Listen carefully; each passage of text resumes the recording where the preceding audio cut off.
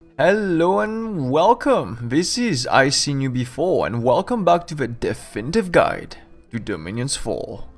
Today we are presenting Chapter 2, your first game. As usual, you can refer to the timestamps in the description to jump to the concepts you want to see, and this series is best viewed from its playlist. Welcome to your very first turn, as well as the first game of Dominion's Fall ever. First, we'll begin by explaining the report menu, which is the screen we see right there. As you can see, there's not much to see. That's just the basic beginning storyline. So basically the old Pantocrator disappeared and now everyone is fighting once again to become good. Because it's the first turn, there's not much but there is to see. So we're just going to close this menu by pressing exit. One other thing that you should know is that you can go back to this report menu by clicking read messages over there on the top right. Otherwise, you can also press the letter M on your keyboard. Okay, next we will begin to explain a few basic game concepts that are in Dominion's Fall. The first one being commanders and units. One basic concept of Dominion's Fall is that units cannot go anywhere without leaders. As we can see from the recruitment menu, it's separated in commanders and then units. Think of heroes of might and magic. Without the hero units, well, the hero himself, units cannot move around, with the exception of the fourth game, which was a bit weird anyways, but let's just discard that game. The boxes that we see on the left right now represent the leaders / commanders that are currently in the province of number 3, Ermol. Every nation starts with a starting army. Now, I will show you how to assign units. Next up is assigning units. First, we will go to the province's garrison by clicking over there, army setup, with a left click. Note that you can also access the garrison screen by pressing the letter T on the keyboard. One other thing that you should note is that it is the garrison of a province. So you can right click on other provinces to check out the army setup, but that's empty since it's not ours. So make sure you're selecting Ermol, which is our capital, before we head off to the garrison screen, which is also known as the army setup screen. Next up is all the units right there. You can left click on them to select them individually, or you can double click to select all units of the same type, and you can press enter to deselect everyone, or you can, let's say I want to select from this guy to all these guys over there. You hold shift and then you do a left click. I will select everyone in between, including those two guys. So what we'll do right now is we'll set up our starting army and then we'll get ready to go out next turn. One explanation is that Oppius, the centurion, is currently the commander inside this province. So let's see. Usually units will appear right over there in the garrison. Note that this was the basic starting army. So what I'm going to do is I'm going to take all the levy. I did a right click right now so I can inspect him. All the levy will go in one squad, and all the hastatus, I think the plural is hastati, all the hastati will go into another squad over there. So they'll now split into two squads.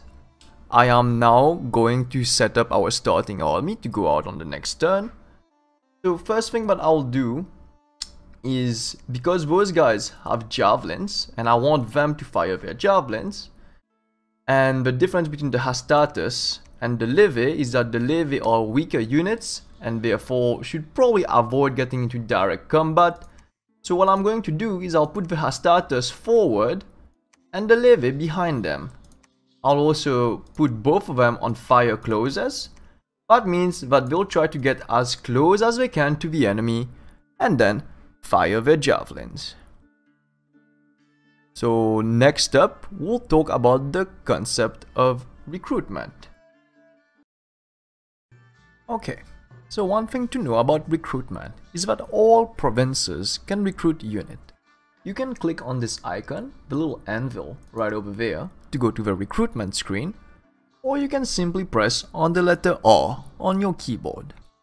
Please note that every province in the game has a different recruitment queue. Moreover, some nations have special recruits in certain locations as well. For example, gets special units in swamps. You can recruit as many units as your gold and resources permit. The way that gold works is pretty normal. You will get an income every turn as well as an upkeep, and this will accumulate. Resources, on the other hand, worked a little bit different. In every province, we have a certain amount of resources. For example, in Ermor right now, we have 104 resources. This means that we're able to recruit about, let us see, a Principe is 16 resources. That's the unit I'll recommend you to recruit as early age Ermor, the Principes. The 1, 2, 3, 4, 5, 6. We'll be able to recruit 6 Principes for the next turn. As you can see on the 7th one, he's actually grayed out. That means on the next turn, he will not be recruited, but he will be instead recruited on the next turn. As you add more units and you're out of resources, you will see that they're all grayed out, meaning that you won't be able to recruit them this turn. Note that resources, unlike gold, they do not accumulate, meaning if I don't use 104 resources next turn, I am not going to have 208 resources. I'm still going to be at 104 resources. One other way that you should know how resources work is that, let's see, 1, 2, 3, 4, 5, 6. I recruit my 6 Principes this turn, correct? There's 8 resources left over. I shall add the 7th Principe, which will use 8 resources, and I'm currently needing 8 more resources on the next turn to produce him. What will happen now is that on the next turn, that 8 resources will carry over, which means there was already 8 resources used up this turn, and therefore for the next turn to produce this Principe, they will only use 8 more resources instead of the full 16 resources. Now, let us recruit some Principes to boost our starting army, so we're able to expand safely next turn. Moreover, I'm also going to recruit an Ogre, which will act as our basic researcher. We'll talk more about research on the next episode. Alright, so that should be it for recruitment. Next up, we're going to talk about movement. So, the way the movement works in Dominions 4 is just like we said earlier. To move units, you first need to assign them to a commander, which we did. I'm going to pull up the garrison screen right now. As you can see, all those units are currently assigned to Oppius, the Centurion. Please note, but now that all those units have been assigned to the commander, you can now see a little sword next to his box, meaning that he's leading units. You can now select Oppius and send him to a neighboring province. Now all the units together with Oppius will now move from Ermor to Stonewood Waste on the next turn. Just to make sure that units are moving here, you can select Stonewood Waste and press Y on your keyboard. Pressing Y will show you all units and commanders moving towards this province in this turn. As you can see, Oppius and his 2 squads are coming into this province next turn. If I cancel this order by just selecting Oppius and ordering him to just defend, going back to Stonewood Waste and pressing Y, there's no more units showing up there, as we cancelled this order. Now, one thing that we should note as a difference is that moving to a province, as Oppius is doing right now into Stonewood Waste, and sneaking into a province, as is Virgilius, our scout, currently sneaking to Stone Spires of Iron, there's a difference. Sneaking means that you're going there and you're going to hide there, not attacking, you are just there to spy. Whereas moving into a province means that you're going to attack it if it's not your province on next turn. So, for this turn, We will not be moving any armies yet, as we're strengthening our starting army by recruiting more Principes. We're just going to send our scout to sneak to the nearby province of Thrones of Ascension in order for us to gain some more information. Meanwhile, I'm going to make Oppius stay, and I'm also going to turn him into a prophet. We're going to prophetize Oppius. Now is a good time for us to introduce the concept of a prophet. You can only have one prophet at a time, with the exception of late age relay, as your insane units tend to prophetize themselves. Similar to temples and your pretender, the prophet will spread your dominion. He also gets stats bonuses when in positive dominion, and we'll see that on the next turn.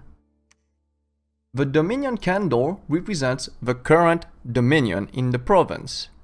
I think there's a maximum of 10 candles and a minimum of -10, meaning that an enemy has a positive dominion in your province.